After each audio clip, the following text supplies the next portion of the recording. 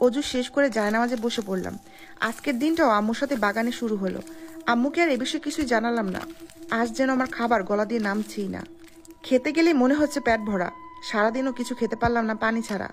বিষয়টা হয়তো আম্মু লক্ষ্য করেছেন, তাই রাতে আমার ঘরে এসে জিজ্ঞেস করলেন, তোমার শরীর কি ঠিক আছে?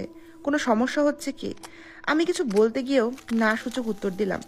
আম্মু কিছু করে আমার মাথায় হাত বুলিয়ে দিলেন। আম্মুকে কাছে পেয়ে আমি কখন ঘুমিয়ে পড়েছি খেয়াল নেই। আজকেও সে আগরবাতির গন্ধে আমার ঘুম ভেঙে গেল। ঘুম ঘুম অবস্থায় হাত দিয়ে আম্মুকে খুঁজলাম। আম্মু আমার পাশেই শুয়ে আছেন। আম্মুকে জড়িয়ে ধরলাম, কিন্তু আম্মুর শরীর কেমন অদ্ভুত রকমের ঠান্ডা হয়ে আছে।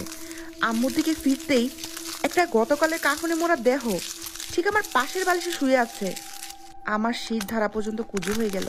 নিজের সর্বশক্তি দিয়ে একটা চিৎকার দিয়ে সেখানে জ্ঞান হারালাম। জ্ঞান ফিরল পরদিন দুপুরবেলা। পাশে আম্মু কাঁদতে কাঁদতে চোখ লাল করে ফেলেছেন। আমার জ্ঞান ফিরেছে দেখে জড়িয়ে ধরলেন। আমিও স্বাভাবিক হয়ে উঠে বসলাম। পাশে আমাদের পারিবারিক হুজুর এবং ডাক্তার উপস্থিত ছিলেন। আমাকে জিজ্ঞেস করলেন কি হয়েছিল। আমি তাদের পূর্বের সব ঘটনা খুলে বলি। হুজুর বললেন, হয়তো কারো নজর লেগেছে। আমি কিছু পানি পড়া দিয়ে যাচ্ছি, সকাল সন্ধ্যা ঘরে ছিটিয়ে দিবেন, ইনশাল্লাহ সব ঠিক হয়ে যাবে। ডাক্তারও তার কিছু ফর্মালিটি কাজ করে চলে গেলেন। দুপুরে আম্মু খাবার নিয়ে আসলো, কিন্তু এক ফোঁটা খাবারও আমি খেতে পারলাম না। মুখে নিলেই বমি চলে আসতো, এমনকি আজ আমি পানিও খেতে পারলাম না। আম্মুকে যথেষ্ট চিন্তিত দেখালো। আমি নিজেও বুঝতে পারছিলাম না এগুলো কি হচ্ছে। সন্ধ্যার পর থেকে একটা গন্ধ আমার নাকে আসতে লাগলো। না, সে আগরবাতির গন্ধ না, এটা অন্যরকম একটা পচা গন্ধ।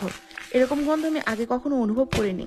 রাতে আম্মু খাবার নিয়ে এসে বললেন, তোমার ঘরে এটা কিসের গন্ধ? ঢোকাই যাচ্ছে না।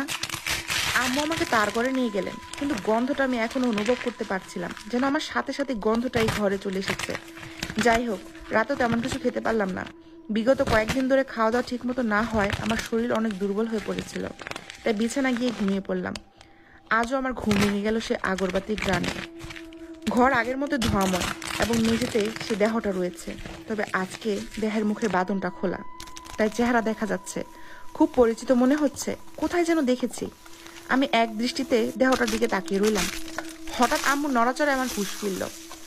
আম্মু ঘুম থেকে উঠে বমি করতে শুরু করলেন এবং বলতে শুরু করলেন, এত বাজে গন্ধ, আমার নাড়ি বুড়ি বের হয়ে আসছে। উনি ঘর থেকে বের হয়ে গেলেন, বাবাকে ডেকে নিয়ে আসলেন। বাবা গন্ধটা উপলব্ধি করতে পারলেন। আম্মু আর বাবা মিলে আমাকে বসানোর চেষ্টা করলেন। এবার আমরা তিনজনে অনুভব করলাম গন্ধটা ঘর থেকে নয়, আমার আশপাশ থেকে আসছে। কারণ আমি যেখানেই যাচ্ছি গন্ধটা সেখান থেকে পাওয়া যাচ্ছে। তারা দুজনে আমার থেকে দূরে গিয়ে বসে রইলেন। দেখলাম দুজন চোখে চিন্তিত, অদ্ভুত দৃষ্টিতে তাকিয়ে রইলেন আমার দিকে। কিন্তু গন্ধটা আমার কাছে খারাপ লাগছে না, পরিচিত একটা গন্ধ বলে মনে হচ্ছে। এবং আম্মু আর বাবার সামনে আমি সেই দেহটাকে দেখতে পাচ্ছিলাম, ঠিক একইভাবে বসার ঘরে মেঝেতে রাখা আছে। আম্মুকে উদ্দেশ্য করে বললাম, আম্মু দেখো, মেঝেতে একটা দেহ রাখা, এটা কার দেহ? আম্মু চোখে পানি লুকিয়ে বললেন, তুমি একটু ঘুমানোর চেষ্টা করো, সব ঠিক হয়ে